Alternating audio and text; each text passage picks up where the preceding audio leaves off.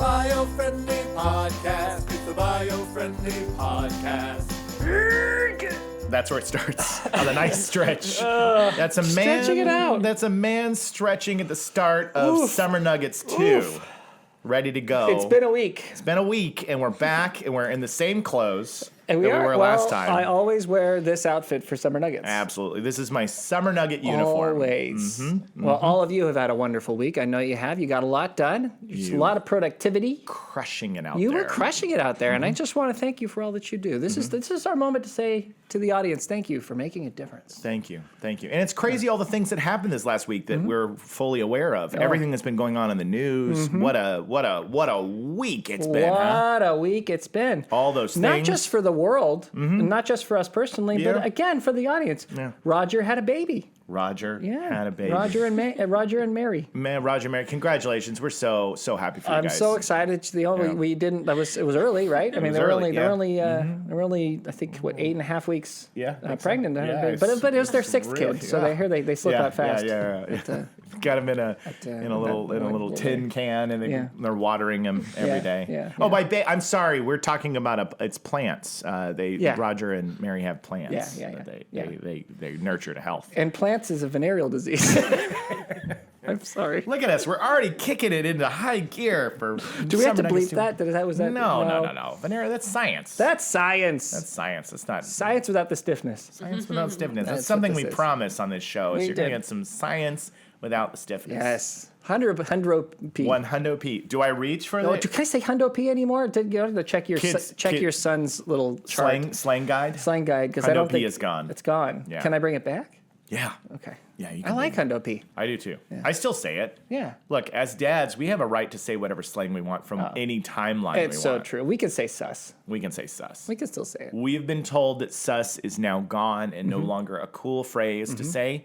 And every time I dab, the world groans. The world groans. But that's my job, is to make them groan. Green without the groaning. You know what? I'm going to document it right here forever for my son to cringe at for the rest of his life.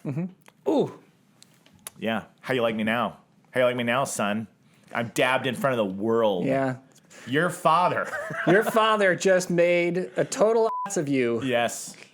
By dabbing on national TV. Did I just get bleeped again? That's okay. It's fine. It's okay. Okay. I mean, I'd say Summer Nuggets Volume 2, the first curse at it is off to a good start. Yeah. So, welcome back to Summer Nuggets, folks. Summer Nuggets. If you somehow missed last week's episode or you're catching up or something like that, we're basically doing a series of 5 weeks. Could be more depending on how busy things get. But we found in the past that there's a lot of travel and things that happen during these months.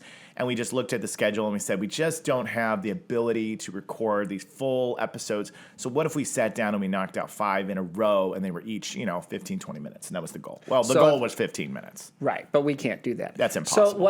So what you're seeing then on your timeline as you're looking at that is a short podcast. That's why. But we're going to put top quality content since 1823. Yeah. I mean, we're going to jam it in there. Yeah, absolutely. Yeah. But with that, let's dive in. Let's do this. Let's see where we go. Okay, what's next? What's next? Should I pull just I think you should throw that one into the toilet.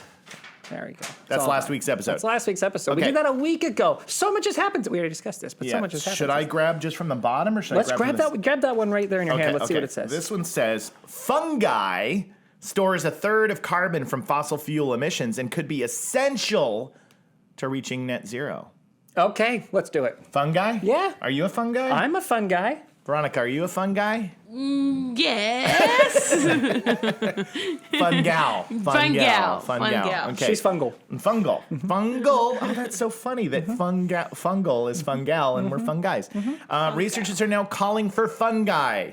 They're calling for it. All right. Researchers are going, hey, fungi! They're calling for it to be considered more heavily. Fungi's taking off the disco afro. Yeah. He's buttoning up his chest, chest hair. Yeah, with a medallion. Yeah, and he's covering that with the shirt because and walk up and he's like, hey, what do you need? I was dancing. I was doing some disco. Hey, you guys! What do you need from me, the fun guy? You need me to heal the planet? I'll heal the planet.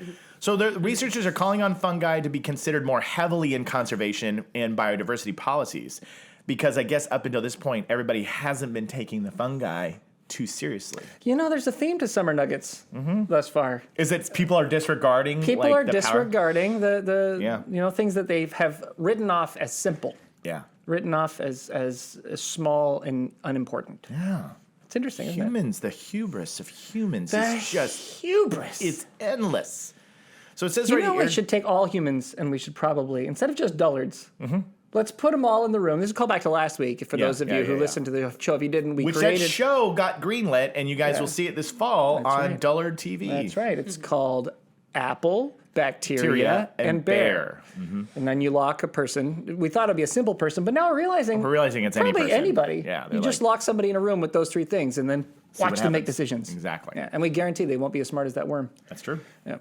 So this is an example. It says mycorrhizal fungi are responsible for holding up to 36% of yearly global fossil fuel emissions below ground, more than China emits each year. That's just mycorrhizal fungi. Wow. Right? That's just a fun word to say, by the way, which I think I'm saying right. Ah, you are. Mycorrhizal. Yeah. The fungi make up a vast underground network of all over the planet, underneath grasslands and forests, as well as roads, gardens, and houses on every continent on Earth. That's pretty cool. It is not only crucial to storing carbon and keeping the planet cooler, but are also essential to global biodiversity. So this is something that they found. So I'm going to see about how they're calling upon it. Let's see. Okay. So vamp for me. Okay.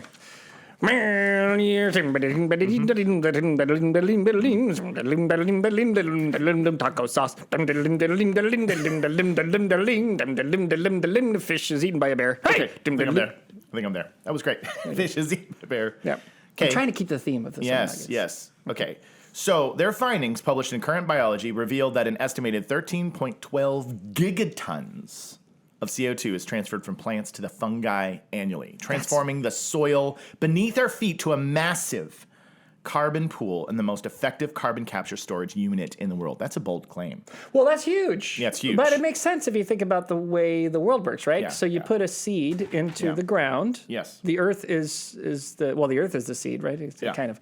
But the earth is mom, right? And then up grows plants. Yeah. But those are carbon. Yeah. Plants are like carbon with water. That's what they are. So they get it from somewhere. It makes sense. So it makes sense that you would have lots of different systems in the ground that store it because it keeps growing out. Yeah. That's true. Yeah, absolutely. It's kind of logical. And I mean, here's the thing: is there's been fungi have not had a fungi.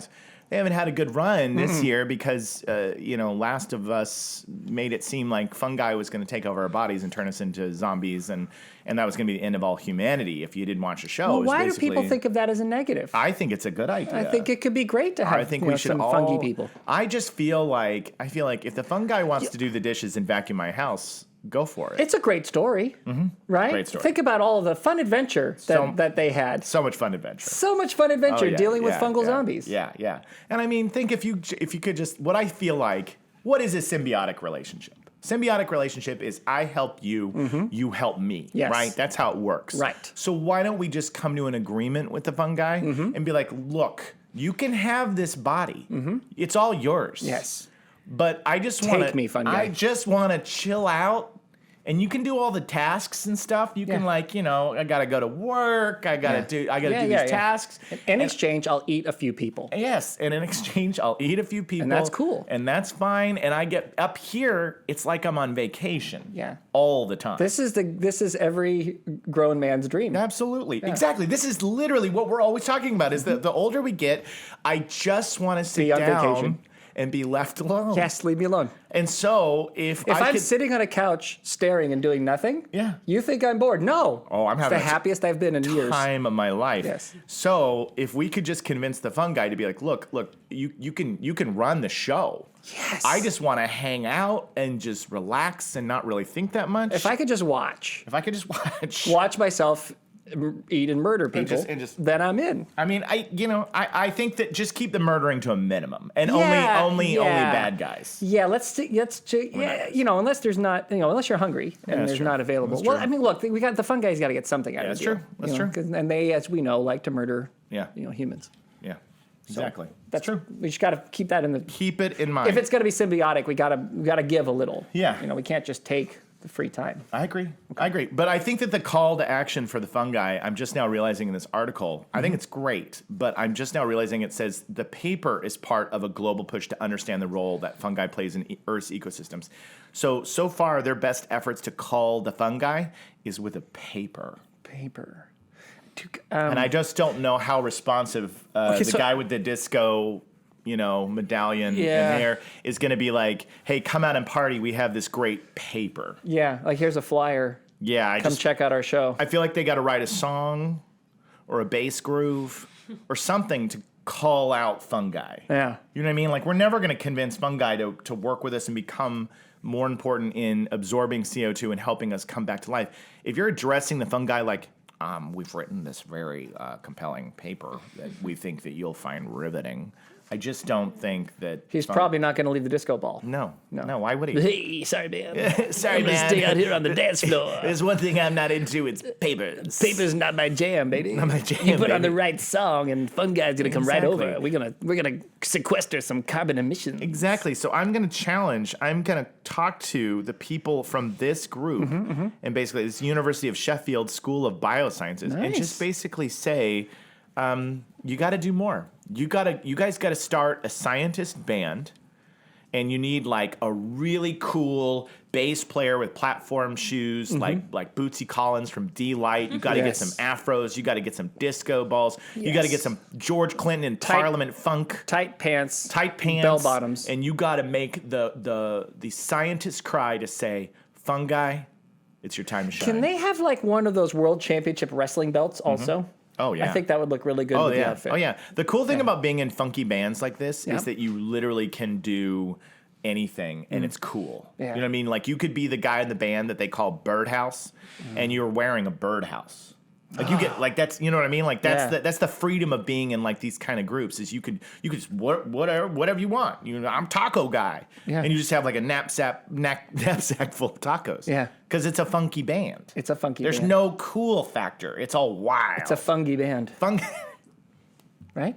Ding, ding, ding. ding. Am I on the nose? So, University of Sheffield, I'd like you to call upon Noel Carroll to be in your fungi band. I think I would be. So just heading back here to the is that back page have anything on it? The other side of that? Oh, yeah, it does. Let's see if there's any more data in here. I just want to get all the data before we go. Okay, we dig in. it's true. We dig in too heavy on the details. Soil ecosystems are being destroyed at an alarming rate. Oh, we've talked about this. Through agriculture. Yeah, the degradation. Development and other industry, but the wider impacts of disruption of soil communities are poorly understood.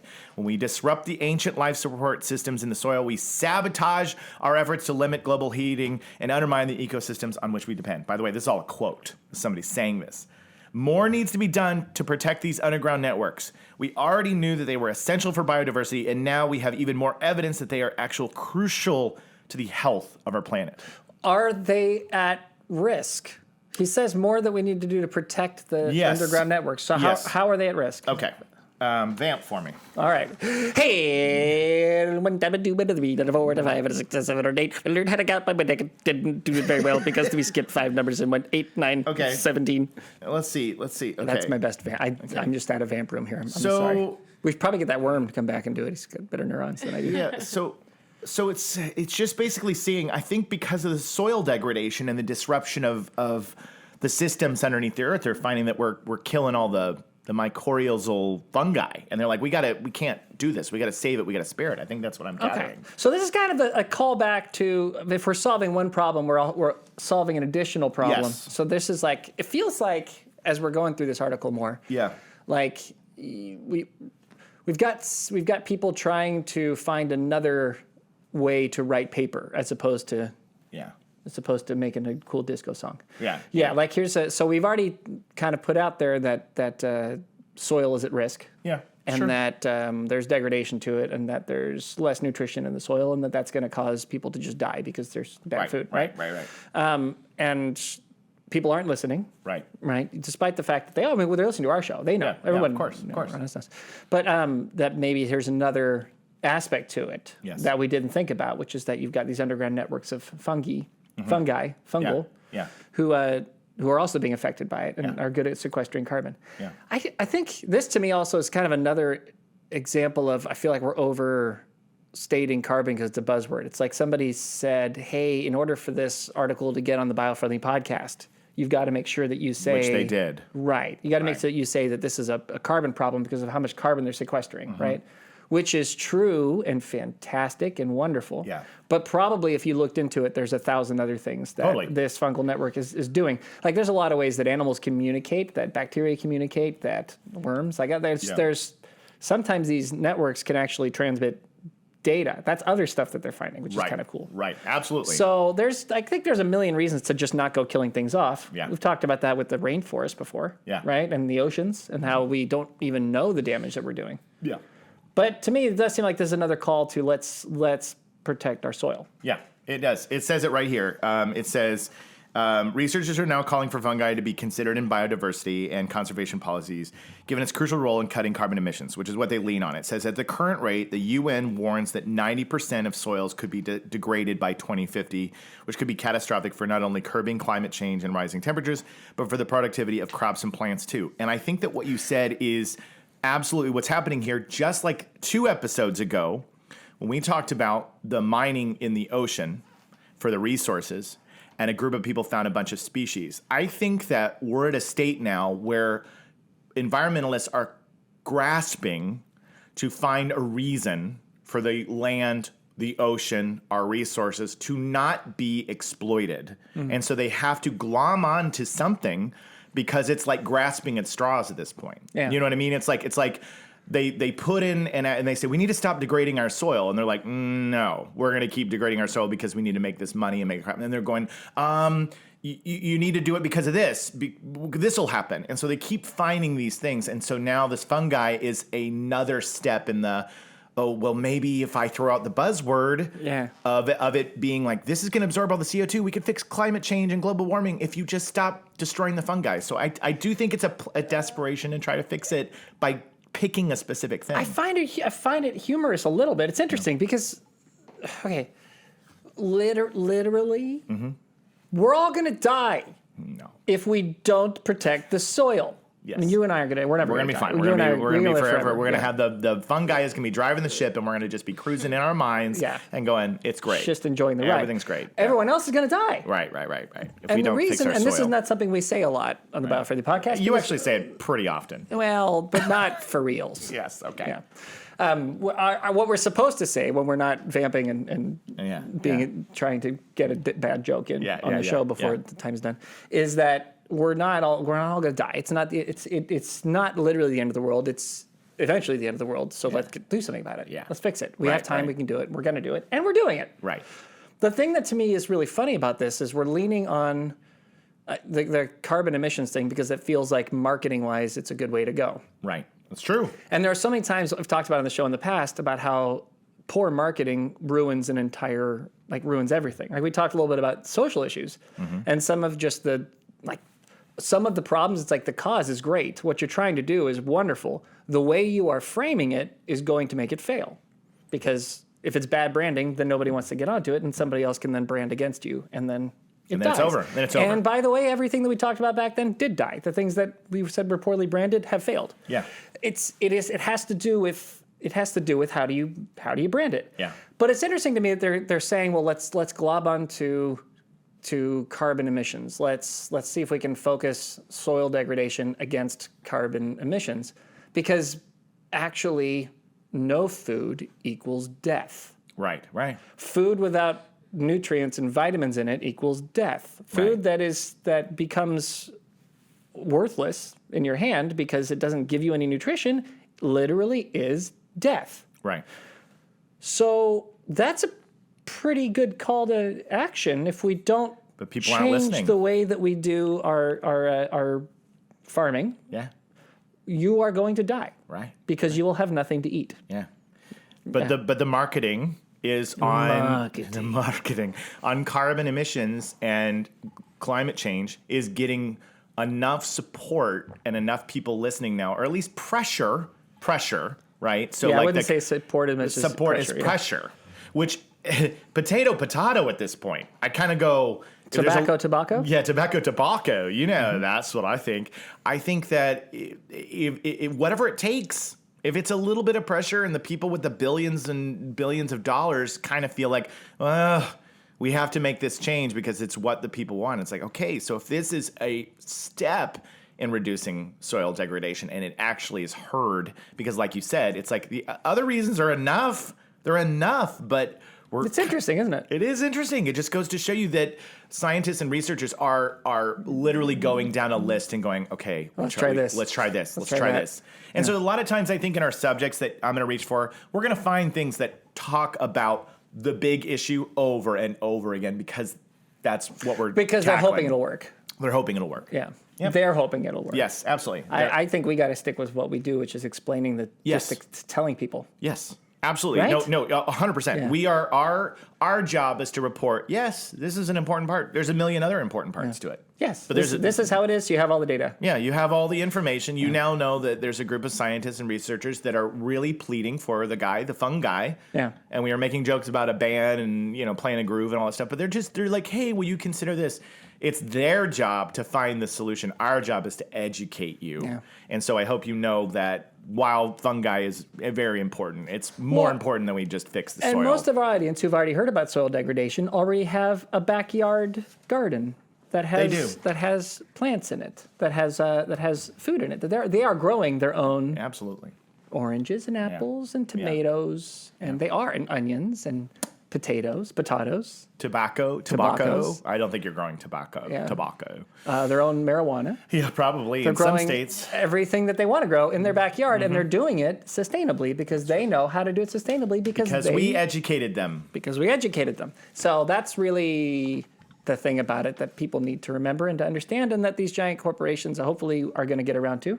At some point, they're not going to be able to sell food, so that's probably when it'll start to flip. Exactly. It's going to be about the bottom line. Well, yeah, because literally. people will be like, "Your food sucks. I can't buy it." Fix the soil. And then they'll have to come up with something, which will probably be also not great. But in the meantime, you can save your soil by treating it properly. You can regenerate your soil. There is regenerative farming. Excuse me. Excuse me. I'm so sorry. I tripped over it. That you can do. So that helps. Do it in your own life. Do it in your backyard. The fruit that you grow yourself, the vegetables you grow yourself, the food you can grow in your own backyard is actually terrifically tasty. You should do it. It's fresh. It's awesome. Yeah. And it's fun to do. It's a fun project. It is. Yep. It is. That's it, guys. So with that, story That done. have been 2 summer nuggets. 2 summer nuggets. So please. That have been. That's spectacular Gragmer. Absolutely. So don't forget to subscribe, share, tell everybody about the Biofriendly Podcast. We are here to educate you and be your beacon of light in a gloomy environment. Bringing you top quality content since 1823. Science without the stiffness. Green without the groaning. Inspiring fear and love. This show's about patience. Careful, you'll catch feelings. Quadriplegic guy and Mr. Pants have been fighting each other in my brain for 100 years. Close. Corn Dog Rogers. Corn Dog Rogers and the inimitable, I don't even know the Kerosene guy. God. Do you want to ditch it? You can't. Do you want to ditch it? Or you no, want to get through 5 and try to I'll get this stupid thing. I just say stuff on this show that's impossible to remember. Like, who says Corn Dog Rogers? And You did. I know. That's the thing. You're so great. All right, say it to me again. Corn Dog Rogers. Corn Dog Rogers and Kerosene guy. Kerosene guy. Corn Dog Rogers and Kerosene guy have had a lifelong battle in my head. That's it. And with that, Veronica says, stop and saw the flowers. It's the Biofriendly Podcast. It's the Biofriendly Podcast.